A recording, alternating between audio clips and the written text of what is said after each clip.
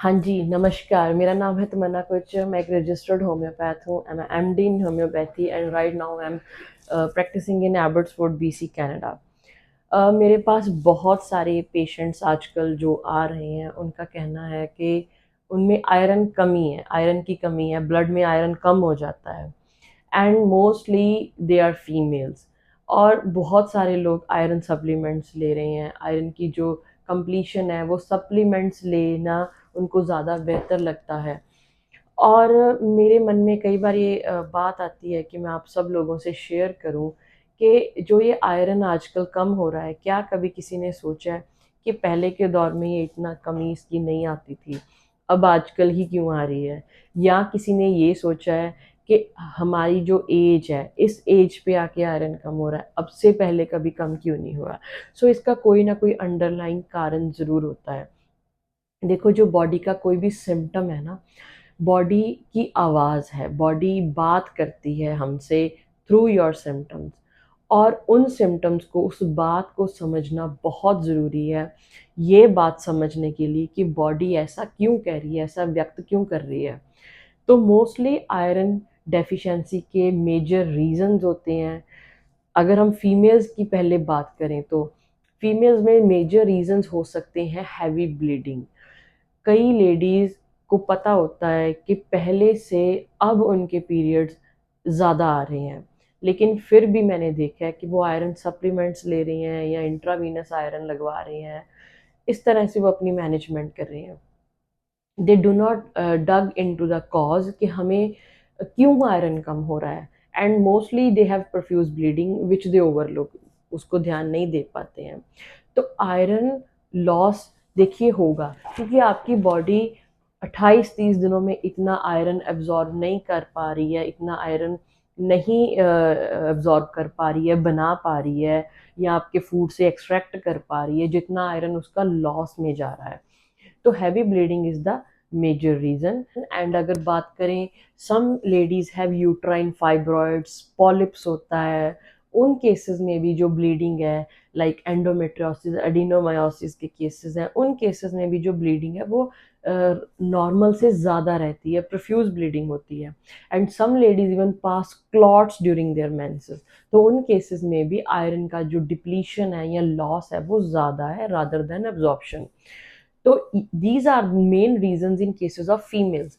अगर हम generally overall बात करें, then there are certain other issues जिसमें गट इश्यूज होते हैं कि आप तो आयरन खा रहे हो लेकिन आपका आयरन एब्जॉर्ब नहीं हो रहा है डाइट से।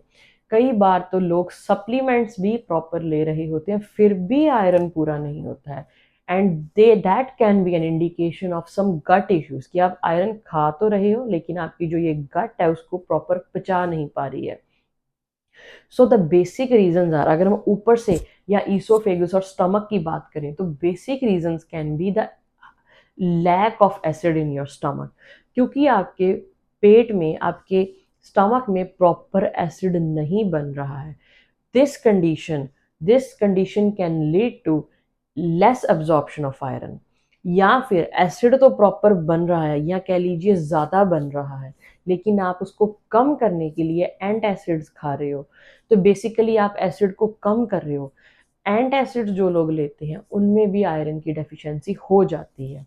अगर हम नीचे बात करें और नीचे आए यानी कि इंटेस्टाइन्स में, तो celiac disease can be the reason, Crohn disease, ulcerative colitis, कई लोगों को टाइफाइड पुराना होता है, उनमें माइक्रो अल्सर्स रह जाते हैं। सो और आईबीएस और chronic diarrhea. So these can be the reasons for malabsorption of iron. या कह लीजिए कि अगर अल्सरेटिव कोलाइटिस है या टाइफाइड के माइक्रो अल्सर्स हैं, तो उसमें छोटी छोटी थोड़ी थोड़ी इंटरनल ब्लीडिंग होती रहती है। So that can be the reason. Crohn disease है, सिलियाक डिजीज़ है, आईबीएस है, उसमें क्या है, खाना जैसे आप खाते हो वैसे ही निकल जाता है।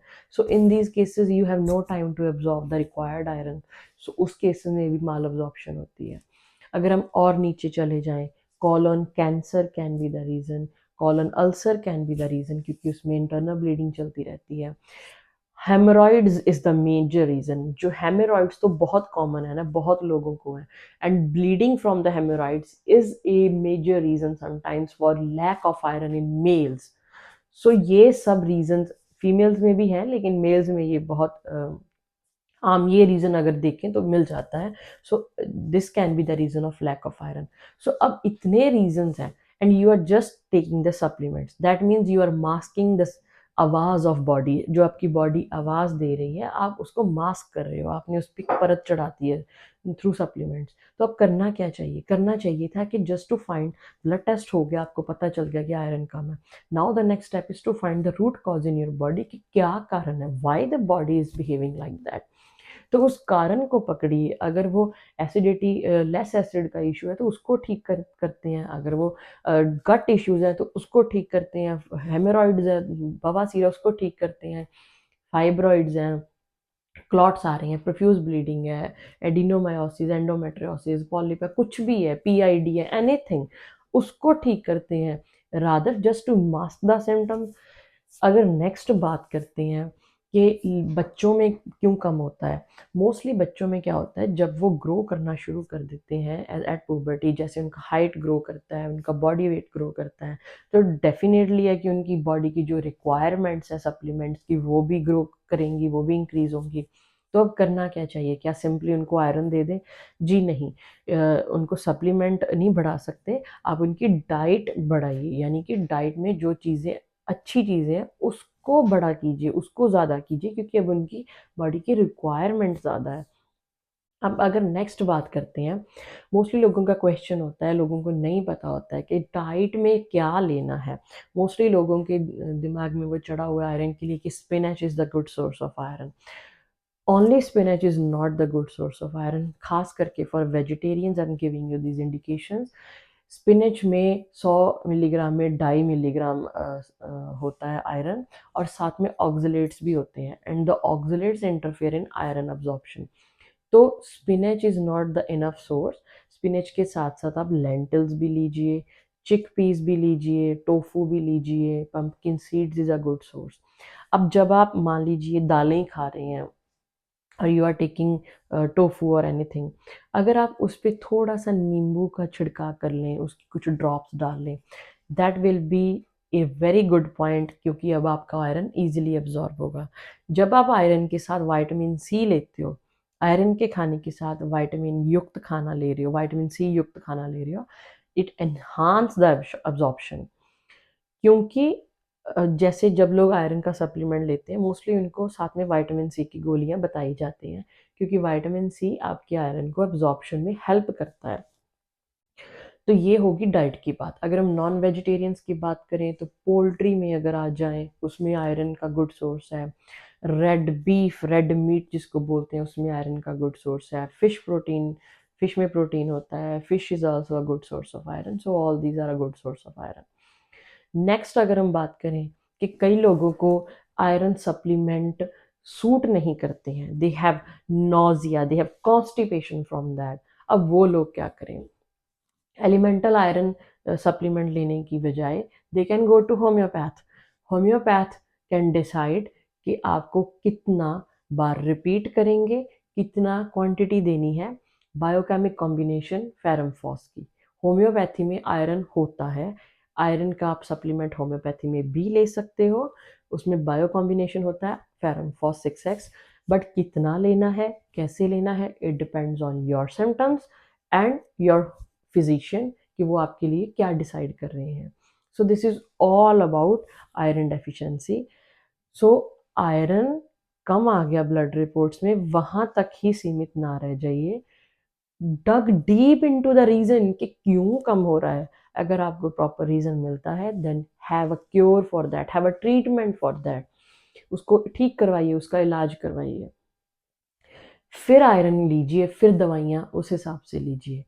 तो अगर किसी को आयरन का दिक्कत पुराना चल रहा है and they are taking supplements and iron ठीक नहीं, प्रॉपर नहीं जा रहा है, या ठीक हो जाता है फिर कम हो जाता है, and they are suffering from this cycle, तो if they want to visit us, तो मैं स्क्रीन पे अपना वेबसाइट दे रही हूँ, अपना कॉन्टैक्ट नंबर व्हाट्सएप का शेयर कर रही हूँ। They can WhatsApp me, they can talk to us, or they can book an appointment with us through the link I'm giving on the screen of my website।